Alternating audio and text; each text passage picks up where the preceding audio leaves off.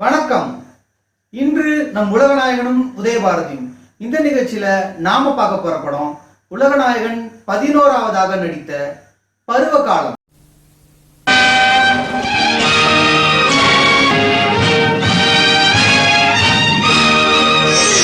இந்த பருவகாலம் படம் பிப்ரவரி மாசம் 9ஆம் தேதி 1974ஆம் ஆண்டு ரிலீஸ் ஆயிருக்கு.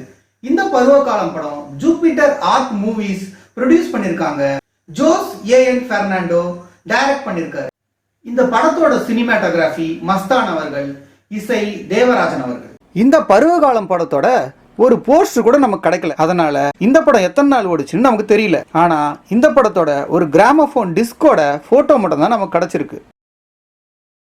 அதனால நாமளே இந்த படத்துக்கு 2 போஸ்டர் டிசைன் பண்ணிட்டோம். அதை தான் பார்த்துக்கிட்டு இருக்கீங்க. 1972 ஆண்டு வெளியான செம்பருத்திங்கிற படத்தை ரீமேக் பண்ணி தான் இந்த பருவ காலத்தை எடுத்திருக்காங்க.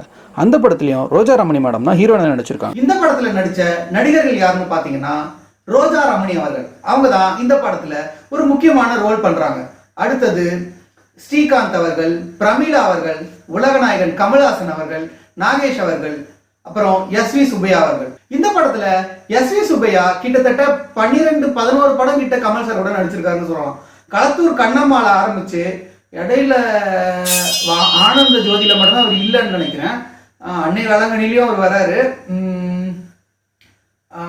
மாணவன்ல இல்ல, மாணவனே இவர் கெஸ்ட் ரோல் தான். அதுக்கப்புறம் நடிச்ச அரங்கேற்றம், வெள்ளச்சாமி நினைக்கிறேன், பருவகாலம். உன் பொண்ணை நீ அனுப்பிச்சு வச்சா சாப்பாடு போட்டு மாசம் 20 ரூபா சம்பளம் வாங்கி தரேன். என்னால முடியாதுங்க. 200 ரூபா கொடுத்தா கூட என் பொண்ணை விட்டு போறீங்க. என்னால நீ சும்மா கோழிதான் குஞ்சுக்கு இறை தேடி கொடுக்கும். இங்க குஞ்சி கோழிக்கு இறை தேடி கொடுக்குது. அதோட கோழியினுடைய பாதுகாப்புல இருக்குல்ல, என் பொண்ணை பிரிஞ்சு என்னால இருக்க முடியாது. இந்த படத்தோட ஹீரோ அப்படின்னு யாருன்னு பார்த்தா இந்த படத்தோட ஹீரோன்னு நம்ம யாரையுமே சொல்ல முடியாது. அந்த அளவுக்கு இந்த படத்துல கதாநாயகன் கேரக்டர் ரொம்ப ஸ்ட்ராங்கா யாருமே இல்லை. ஆனா இந்த படத்தோட லீட் ரோல் அப்படின்னு பாத்தீங்கன்னா திரு ரோஜா ரமணி அவர்கள். அவங்க தான் இந்த படத்துல ஒரு லீட் ரோல் பண்ணிருக்காங்க. பாக்குறதுக்கும் ரொம்ப அழகா இருக்காங்க. கிட்டத்தட்ட அவங்களுக்கு 15 வயசுன்னு நினைக்கிறேன் இந்த படம் நடிக்கும் போது. அவங்க நல்லா பர்ஃபார்ம் பண்ணிருக்காங்க.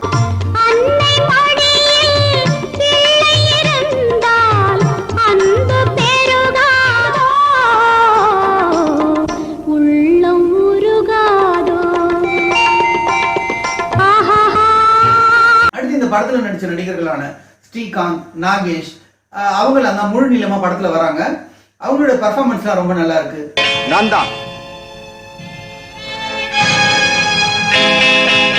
எனக்கு சண்டை போடுறது பிடிக்காது. அதுக்காக நான் கோழைன்னு அர்த்தம் இல்லை. பிரமிளா அவர்கள் இந்த படத்துல நடிச்சிருக்காங்க. அரங்கேற்றம் படத்துக்கு அப்புறம் அதே மாதிரி ஒரு கேரக்டரை இந்த படத்துல பண்ணிருக்காங்க. அவங்களுக்கு ஒரு சொல்லப்போனா ஒரு மெச்சூர்டான ரோல். பட் ஒரு சில இடங்கள்ல வந்து கொஞ்சம் ஓவர் ஆக்டிங் மாதிரி இருந்தாலும் பாக்குறதுக்கு அவங்களோட பர்ஃபார்மன்ஸ் நல்லா இருக்கு. ஏழைகளுக்கு ஆண்டவன் வேற ஒண்ணு கொடுக்கலனாலும் தன்மானத்தை மட்டும் தாராளமா கொடுத்திருக்காங்க. நாகேஷ் சார் வழக்கம் போல காமெடி பண்றாரு.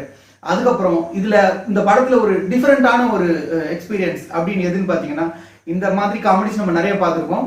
சுருளிராஜன் அவரும் சச்சு அவங்களோட காமெடி ரொம்ப காமெடியா இருந்துச்சு. அவங்களோட சாப்டர் ரொம்ப நல்லா இருந்துச்சு.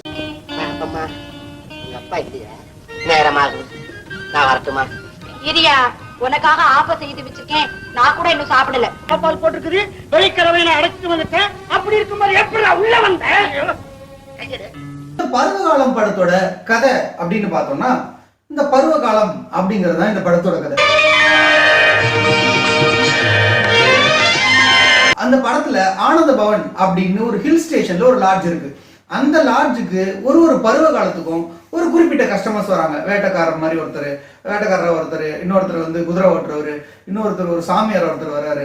அதுக்கப்புறம் ஒரு பயங்கரமா குடிச்சிட்டு ஒரு பணக்கார ஒருத்தர் வர்றாரு. ஸோ இப்படின்னு ஸ்ரீகாந்த், நாகேஷ் அப்படின்னு சொல்லிட்டு எல்லாருமே ஒரு சின்ன சின்ன கேரக்டர், இந்த 5 கேரக்டரும் வந்து அந்த லாட்ஜுக்கு வந்து ரெகுலரா வராங்க. அந்த லாட்ஜ்ல வேலை செய்யற ஒருத்தர் தான் வந்து எஸ்வி சுப்பையா.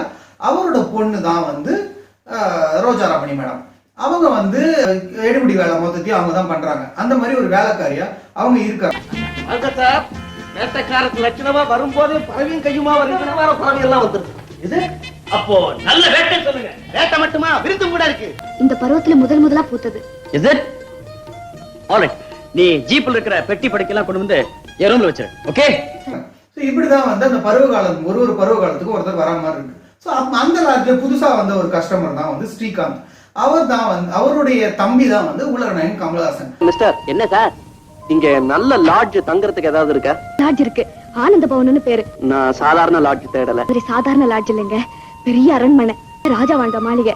அரமண லாட்ஜுங்கிற கூப்பிடுற ஒன்ன பார்த்தா அந்த பெருமை தெரியலையே. பெருமை அரண்மனைக்கு தாங்க, நாங்க சாதாரண வேலைக்காரி. வந்து ஃபர்ஸ்ட் ரூம் புக் பண்றாரு கமல் சார். யாருக்குன்னு பாத்தீங்கன்னா ஸ்ரீகாந்த் சாருக்கு தான் ரூம் புக் பண்றேன், எங்க அண்ணனுக்கு தான். கஸ்டமரை கூட்டிட்டு வந்திருக்கேன். Very good. நான் பெட்டி படுக்க எதுவும் கொண்டு வரல. என்ன சார் இது ரூம் மாச கணக்குல புக் பண்ணிருக்குங்க, பெட்டி படுக்கலன்னா எப்படி? தங்க போறது நான் இல்ல, என்னுடைய அண்ணன் mister Gangadharan. So Srikanth sir வந்து புதுசா அந்த லாட்ஜுக்கு வராரு. அவர் ஏன் இங்க வராருன்னு பாத்தீங்கன்னா, அவர் ஏதோ ஒரு பொண்ணோட ரேப் கேஸ்ல மாட்டிக்கிட்டு அவர் வந்து போலீஸ்ல இருந்து எப்படியாவது காப்பாத்தி அவரை கேஸ்ல இருந்து விடுவிக்கிறதுக்கு இங்க அவரை பாதுகாப்பா தங்க வைக்கணும் அப்படின்னு கமல் சார் வந்து இங்க அவருக்கு ரூம் எடுத்து தங்க வைக்கிறாரு. இப்படின்னு இந்த கதை போயிட்டு இருக்கு. ஸோ இப்படி போயிட்டு இருக்கும்போது ரோஜா ரமணி மேடம் வந்து அவங்களுக்கு எடுபடி வேலையெல்லாம் பண்ணிட்டு இருக்காங்க. ஆனா எல்லாருமே அவங்க கிட்ட எரிஞ்சு வந்துட்டு இருக்காங்க. காலையில முகத்துல வச்சிருக்க, இன்னைக்கு கேஸ் வேற. நல்லபடியா நடக்கும் ஐயா. அது எப்படி நடக்கும்? அந்த அதிர்ஷ்டம் உனக்கு இருந்தா இந்த லாட்ஜ்ல நீ எப்படி வேலை செய்வியா? இந்த பாரு மூதேவி, இனிமே என்ன எழுப்பும் போது காலையில முகத்தை காட்டாத, கண்ணாடி கொண்டு முன்னால காட்டி. கெட்ட கெட்டுக்கு ஆசை வேறியா?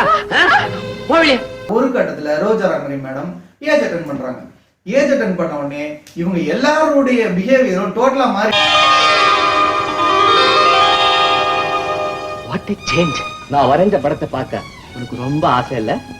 இத பாரு.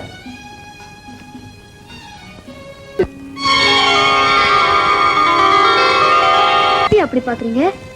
பாவாடை சட்டை போட்டிருந்தவ இப்ப தாவணி போட்டிருக்கேன். என்ன எழுப்பும் போது கண்ணாடி காட்டாது, அப்புறம் உன் முகத்தை காட்டு. நான் மூதேவிங்க. யார் சொன்னா? அது அப்போ. இப்போ நீ சீதே சொல்லி எல்லாருடைய அந்த பிஹேவியரும் டோட்டலா மாறுது. ஸோ இந்த லாட்ஜுக்கு ரெகுலரா வரக்கூடிய இன்னொரு கஸ்டமர் யாருன்னு பாத்தீங்கன்னா பிரமிளா. பிரமிளா மேடம் வந்து ஒரு ப்ராஸ்டியூட்டா இருக்காங்க, ஒரு பயங்கரமான பணக்காரா இருக்காங்க. அதாவது ப்ராஸ்டியூஷன் மூலமா பணக்கார. ஏமா அவரு மேனேஜர் கிட்ட போய் சொல்லுவாரு, மேனேஜர் எப்பவுமே வாடிக்கைக்காரங்களுக்கு எதிராக பேச மாட்டாரு. இவங்க ஏஜ் அட்டன் பண்ண உடனே எல்லாருடைய பிஹேவியரும் மாறுது. எல்லாருமே அந்த இதை வந்து அவங்க கிட்ட வந்து க்ளோஸ் ஆகிறதுக்கு ட்ரை பண்றாங்க. அப்போ பிரமிளா மேடம் வந்து ஒரு டைலாக் சொல்றாங்க. அதனால எல்லாம் என்ன வேண்டா வெறுப்பா விரட்டு அடிப்பாங்க. இப்போ விரும்பி வேண்டி கூப்பிடுறாங்க. காயா இருக்கும் போது கவனிக்காத அணில் கனியான பிறகு சுத்தி வருதே, ஏன் கடிச்சு தின்ன?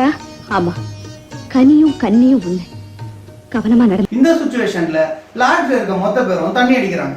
அவங்க தண்ணி அடிக்கும் போது எல்லாருமே ஒரு மாதிரி கேர் ஆயிடுறாங்க. அப்போ அங்க இருக்கிற ரோஜா ரமணி மேடம் கடைசியா ஸ்ரீகாந்த் சார் மயங்கி விழுற சுச்சுவேஷன் இருக்கும்போது அவரை பெட்ல படுக்க வைக்கிறாங்க. ஸ்ரீகாந்த் சாரை படுக்க வச்சுட்டு அவங்க குளிக்க போறாங்க.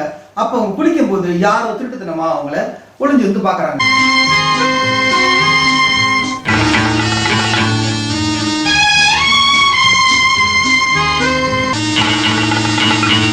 பார்த்தா அவருங்க பயங்கரமா மூர்க்கத்தனமா அவங்கள ரேப் பண்ணிடுறாங்க. அது யாருன்னே தெரியல.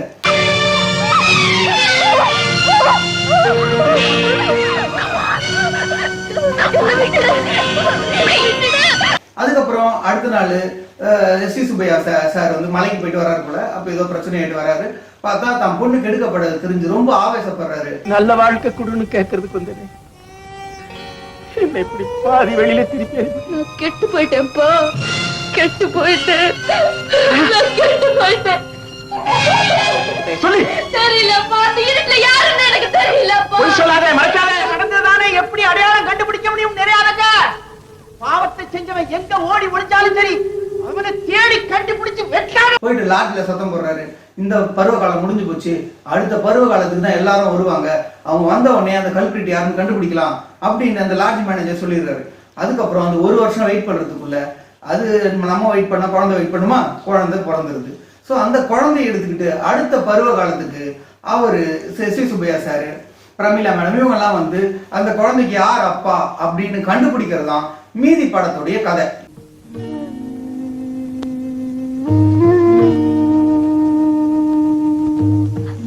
தகப்ப யாரு? இனிமே தான் கண்டுபிடிக்கணும். கடைசியில யார் அந்த குழந்தையோட அப்பா அப்படின்ற ட்விஸ்ட் ஓபன் பண்றதுதான். சாந்தாவை நீங்க கெடுத்த கருத்து சொல்றேன். கனகா, தெரியாம பேசாத. வந்திருக்கேன். நீ என்ன தெரிஞ்சுக்கிட்ட? சாந்தாவை நீங்க தனியா காட்டு கூட்டிட்டு குழந்தைக்கு தகப்ப யாருன்னு இப்ப தெரிஞ்சு போச்சு. நான் தான் சொல்றியா? ஆனந்த பவனத்தை பொறுத்த வரையில சந்தேகத்துக்குரியவர் நீங்க தான். அவ பெத்த பிள்ளைக்கு நீங்க தான் தகப்ப. குழந்தைகளுக்கு மோசா கிடைக்கிறது எவ்வளவு கஷ்டம். இந்த காலத்துல போய் என்ன அப்புறம் ஆக்குறீங்க? அதாவது நார்மலா பாத்தீங்கன்னா நம்ம ஒரு ஃபேமிலி டிராமா பார்க்கலாம், இல்லை ஒரு ஆக்ஷன் மூவி பார்க்கலாம், இல்லை காமெடி மூவி பார்த்துருப்போம். ஆனால் அந்த காலத்தில் 1970களில் இப்படி ஒரே ஒரு லாட்ஜ் மையமா வச்சு இப்பதான் வந்து ஒரு ரூம், ஒரு அபார்ட்மெண்ட், அப்புறமா ஒரு சின்ன வீடு, இதுக்குள்ளேயே படம் எடுக்கிறாங்க. ஆனா அந்த காலத்துல பருவகாலம் படம் ஒரு லாட்ஜுக்குள்ளேயே எடுத்திருக்காங்க. ஒரு ஸ்மால் பட்ஜெட்ல அந்த கதையை எவ்வளவு இன்ட்ரெஸ்டா கொண்டு போக முடியுமோ அவ்வளவு இன்ட்ரெஸ்டா கொண்டு போய் எவ்வளவு சஸ்பென்ஸா எவ்வளவு த்ரில்லா கொண்டு போக முடியுமோ கடைசியில் யார் அந்த கல்பிரிட் அப்படின்னு கண்டுபிடிக்கிறது தான் இந்த பருவ காலத்துடைய ஒரு பிளஸ்.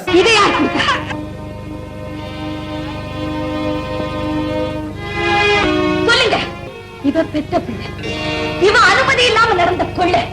இந்த பருவகாலம் படத்துல உலகநாயகன் ஒரு கேரக்டர் ரோலா வந்திருக்காரு.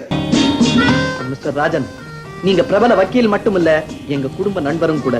நீங்க தான் இந்த வழக்கையாவது வாதாடி உங்க அண்ணனை கவலை. ஏன்னா இந்த படத்துல ஹீரோன்னு யாருமே கிடையாது.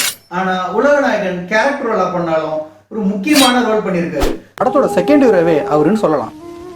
இந்த துண்டுல ஆனந்த பவனம்னு எழுதி இருக்கேன். ஆனந்த பவனத்துல இருக்கிறவங்க தான் அந்த குழந்தைக்கு தகப்பேன்னா அவங்க பேரு எனக்கு தெரியும். என்ன கெடுத்த மாதிரி இந்த பிள்ளையோட தாயும் அவர் தான் கெடுத்திருக்கணும். அது என்னன்னு நான் இப்ப சொல்ல போறேன். அதாவது பாத்தீங்கன்னா உலகநாயகன் வரதே மொத்தமே 4 சீனோ 5 சீனோ தான் வராது. இவங்கள உங்களுக்கு தெரியாது? இவங்கதான் மேனகாவா? சந்திரா, எனக்கு எங்கடா பேர்லாம் ஞாபகம் இருக்குது. அம்மா, இவங்க ஏங்க வந்தாங்க? போலீஸ் கிட்ட சொன்னா கண்டுபிடிச்சிட்டு போறாங்க. போலீஸ்லயா? எதுக்கு பயப்படுறீங்க? டே, தகப்பன் யாரும் தெரியாத புள்ளடாது. அப்படியா? படத்தோட ஆரம்பத்துல வராரு, இடையில கொஞ்ச நேரம் வராரு, அதுக்கப்புறம் படத்தோட எண்டுக்கு முன்னாடி வராரு, படத்தோட கிளைமேக்ஸ்ல வராரு. சாந்தா அவன் மார்பிள கடிச்சிருக்கா, அதை விட வேற என்ன சரியான சாட்சி வேணும்? ஆனா இந்த சாட்சி கோர்ட்ல ருஜிக்காது. லாபம் இல்லாத வேலைக்காக ஏன் சிரமப்படுறீங்க? எங்க அண்ணன் செய்த இந்த விஷயத்தை வெளியிடாம இருக்கிறதுக்கு உங்களுக்கு எவ்வளவு பணம் வேணும்? நாளைக்கே சாந்தாவுக்கு கல்யாணம் பண்ணி வைக்க போறேன். அந்த கல்யாணத்துக்கு அவசியம் நீங்க வரீங்க. யாரு மாப்பிள்ள? நீங்க தான். முன்பின் தெரியாத ஒரு பொண்ணுக்கு 15,000 ரூபாய்க்கு நீங்களே கையெழுத்து போட்டு செக் கொடுத்து இதை வச்சு உங்க அண்ணன் செஞ்ச பாவத்தை உங்க மேல திருப்பிட முடியும். என்னன்னு பார்த்தா அந்த குழந்தையே நீங்க தான் சாருங்கிற மாதிரி அந்த பொண்ணை கெடுத்ததே உலகநாயகன் தான் அப்படின்றது தான் இந்த படத்துடைய ட்விஸ்ட்.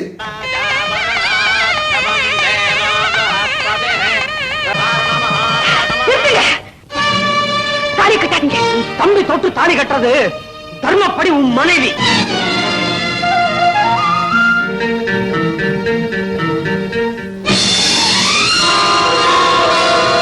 பருவ காலம் அப்படிங்கிறது அந்த பருவ காலத்துக்கு அந்த கிளைமேட்டிக்கல் கண்டிஷன் மாறும்போது அந்த லாட்ஜுக்கு வராங்க அப்படின்றது ஒரு பருவ காலமுடைய ஒரு தலைப்பா இருந்தாலும் கமல் சாருடைய வீக்கான அந்த ஏஜ், அந்த டீன் ஏஜ் அப்படிங்கிற மாதிரி அந்த பருவ காலத்தையும் நாம வச்சுக்கலாம். வந்து அப்போ சாந்தா அண்ணன் அறையிலிருந்து வெளியே வந்தான். அவளை பின்தொடர்ந்தேன். அறைக்குள்ள போன சாந்தா யாரும் பார்க்கலேங்கிற நினைப்புல மரப்பில்லாம குளிச்சுக்கிட்டு இருந்தா. அதை மறைஞ்சிருந்து பார்த்தேன். மருகன நான் மிருகமானே. நடந்த அந்த பாவத்தை நினைச்சு நான் வருத்தப்பட்டேன். நான் கூட அவசரப்பட்டேன். சோ அவரு தன்னை மறந்து அவர் வந்து ரேப் பண்ணிடுறாரு அப்படிங்கிற மாதிரி அந்த கிளைமேக்ஸ்ல சொல்லப்படுது. ஒரு பயங்கரமான நெகட்டிவ் ரோல் அப்படின்லாம் இல்லாம ஒரு நார்மலான ஒரு ரோல் சபலத்து மூலமா தன்னுடைய தன்னிலையை இழந்துடுறாரு அப்படிங்கிற மாதிரி ஒரு கேரக்டர் பண்ணிருக்காரு. தப்ப நான் உணர்ந்துட்டேன். அப்படி தப்ப உணர்ந்தது உண்மையானா இவளை தேடி வந்து ஒத்துக்கிட்டு இருந்துக்கணும். ஏத்துக்கணும்னு ஆசையாத்தான் இருந்துச்சு. ஆனா இந்த மாதிரி ஒரு ஏழை பொண்ணை ஏத்துக்கிட்டா எங்க அண்ணன் சம்மதிப்பாரான்னு பயந்தேன். அப்புறம் இந்த படத்துடைய நடிச்ச நடிகர்கள் எப்படி நடிச்சாங்க அப்படின்னு பாத்தீங்கன்னா, நாகேஷ் சார் ரொம்ப நல்லா நடிச்சிருக்காரு, ஆல்ரெடி சொன்ன மாதிரி. பிரமிளா மேம் மெச்சூர்டாக நடிச்சிருக்காங்க. ரோஜாராமணி மேம் அழுகிறது, சந்தோஷமா சிரிக்கிறது, அப்புறமா ஃபர்ஸ்ட் இன்னசென்டா இருக்கிறது, அதுக்கப்புறம் விஷயம் தெரிஞ்சதுக்கு அப்புறம் மாறுறது, அப்புறம் தான் குழந்தை காணாம போன உடனே குழந்தை எங்க போச்சு அப்படின்னு துடிக்கிறது அப்படின்ட்டு அவங்க ரொம்ப கியூட்டா ரொம்ப நல்லா பண்ணிருக்காங்க. எஸ்.வி. சுப்பையா சார் கேட்கவே வேணாம், எவ்வளவு நல்லா பெர்ஃபார்ம் பண்ணிருப்பாரு, உங்களுக்கு தெரியும். பசு மாதிரி இருக்கு. இவ்வளவு பெரிய பாவத்தை பண்றது உலகநாயகன் கமல்ஹாசன் அந்த கேரக்டர்ல எவ்வளவு நல்லா பெர்ஃபார்ம் பண்ண முடியுமோ அவ்வளவு நல்லா பெர்ஃபார்ம் பண்ணிருக்காரு. இதுல ஒரு டிஃபரெண்ட் டைப் ஆஃப் ஒரு எப்படி சொல்றது கம்பேரிஷன் வச்சிருக்காங்க. அதாவது ஸ்ரீகாந்த் வந்து குடிச்சிட்டே இருப்பாரு, ஒரு மாதிரி வந்து இதுவே இருப்பாரு. ஆனா அவருடைய மனசுல ஆழமா பதிஞ்சிருக்க ஒரு பொண்ணோட பேரை நெஞ்சில பச்சை குத்தி இருப்பாரு. ஸோ அவர் வந்து எல்லாரும் கெட்டவங்களா பார்த்தாலும் அவர் உண்மையிலே நல்லவர்ன்ற மாதிரியும், கமல் சார் வந்து ரொம்ப நல்லவர் மாதிரியே இருந்துட்டு கடைசியில் பார்த்தீங்கன்னா தப்பு பண்ணியிருக்காருன்ற மாதிரி, இவரை பசுந்தோல் போர்த்திய புலின்ட்டும் இவரை புலித்தோல் போர்த்திய பசு அப்படின்ற மாதிரியும் மாத்தி வந்து அங்க சொல்ற அந்த ஒரு டச், டைரக்ஷனல் டச். பாம்பு புத்துல கிளியும் கிளிப்பொந்துல பாம்பும் இருக்கும்னு எதிர்பார்க்கத்தான் முடியாது. சந்திரா போடா கட்டுற தாலிய.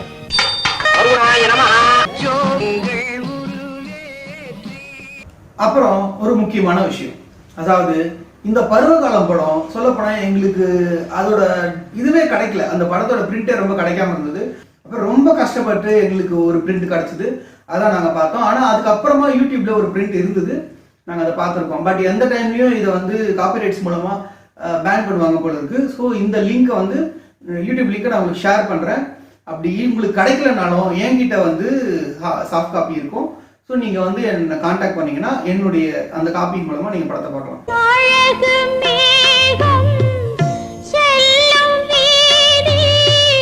ஓவராலா இந்த பருவகாலம் படம் எப்படி இருக்கு அப்படின்னு பார்த்தீங்கன்னா, நம்மளுடைய பருவ காலத்துக்கு ஒரு டிஃப்ரெண்டான படம் பார்க்கணும் அப்படின்னு தோணுச்சுன்னா இந்த பருவகாலம் படத்தை பார்க்கலாம். ஒரு டிஃப்ரெண்டான ஒரு ரொம்ப டிஃப்ரெண்ட் சொல்லிட்டே இருக்கேன். அதாவது ஒரு ஷார்ட் இதுல வந்து எப்படி ஒரு படம் எடுக்கலாம் அப்படின்னு இப்ப எல்லாருமே யோசிச்சுட்டு இருக்காங்க. அப்படி எடுக்கப்பட்ட ஒரு படம். உலகநாயகன் கமல்ஹாசனும் ஒரு கொஞ்சம் சீன்ல வந்தாலும் படம் பார்க்கறதுக்கு ரொம்ப நல்லா இருக்கு. பயப்படாதீங்க, சாந்தாவுக்கு தாலி கட்ட போற செய்தியை உங்க அண்ணனுக்கு தெரியப்படுத்துறேன். தான் கெடுத்த ஒரு பெண்ணை தான் கூட பிறந்த தம்பி கட்டிக்க அனுமதிக்கவே மாட்டேன். கட்டியே தீருவா. இது விஷ பரீட்சை, இதுக்கு நான் ஒரு நாள் சம்மதிக்க மாட்டேன். நில்லுங்க. இந்த பருவகாலம் படத்தை பத்தி 6 கோடிகளில் இருந்து ஒருவர் பேச போறாரு. ஆனா இந்த 6 கோடிகளில் இருந்து ஒருவர் பேசுறதுக்கு நாங்க பட்ட பாடு இருக்கு. ஐயோ. ஏன்னா இந்த பருவகாலம் படம் எங்களுக்கே பிரிண்ட் கிடைக்காம ரொம்ப கஷ்டப்பட்டோம். ஸோ இந்த பருவகாலம் படத்தை பார்த்த அந்த ரசிகரை தேடி கண்டுபிடிச்சி உங்க கண்ணு முன்னாடி உட்கார வச்சிருக்கோம். அவருடைய விமர்சனத்தை பார்க்கலாம். நான் வந்து கமலோட ரசிகை தான். நல்ல படம்லாம் பார்ப்பேன், கமல் படம்லாம் நிறைய பார்ப்பேன். பருவகாலன்ற படம் ரொம்ப நல்லா இருந்தது. நான் நிறைய படம் பார்ப்பேன், கமல் படம்லாம். அந்த அளவுக்கு சின்ன வயசில் பார்த்தது அதெல்லாம் நிறைய டென்ட்டு கொட்டா மாதிரி அப்போல்லாம் சின்ன 1 ரூபா 2 ரூபாலாம் இருக்கும் தேட்டரு காசு. அந்த அளவுக்கு அப்போல்லாம் கமல் படம்னா விழுந்தடிச்சுன்னு எல்லோரும் விழுந்து போவோம். நல்லா இருக்கும். ஆனால் கமல் படம் நின்று கூட போய் பார்த்துட்டு வருவோம். ரொம்ப நல்லா இருக்கும். எனக்கு ரொம்ப பிடிக்கும் கமல் படம்லாம். நாயகன் பார்ப்போம், நாயகன் பார்த்தேன், தேவர் மகன் பார்த்தேன். இங்கே வந்துலாம் கல்யாணம் ஆகி இவரு கூட்டின்னு போனார். நிறைய கமல் படம் தான். தசாவதாரம் கூட கூட்டின்னு போனார், நல்லா இருந்தது. இந்த மாதிரி கமல் படம் எனக்கு ரொம்ப பிடிக்கும். பருவகாலம் படம் ரொம்ப நல்லா இருந்தது. அப்போ நான் சின்ன வயசில் பார்த்த படம் அது. அம்மாவை கூட்டின்னு போவாங்க, நல்லா இருக்கும் படம். அவங்களோட கமலோட ரசிகர்னால அப்போ கமல் ரொம்ப பிடிக்கும். அவர் ஒரு 5-6 சீன் தான் வருவார். ஆனால் அது அவரோட பர்ஃபார்மன்ஸ் ரொம்ப நல்லாயிருக்கும். பருவகாலம் படத்தில் நான் சின்ன வயசில் பார்த்த படம் நல்லாயிருக்கும், ரொம்ப நல்லாயிருக்கும். எனக்கு ரொம்ப பிடிக்கும் பருவகாலம். இத்துடன் இந்த உலகநாயகனும் உதயபாரதியும் இந்த நிகழ்ச்சி உலகநாயகனின் 11வது படமான பருவகாலத்தில் நிறைவடைந்து உலகநாயகனின் 12வது திரைப்படமான, அதாவது உலகநாயகன் வில்லனாக நடித்த குமாஸ்தாவின் மகள் திரைப்படத்தில் தொடரும். நன்றி, வணக்கம்.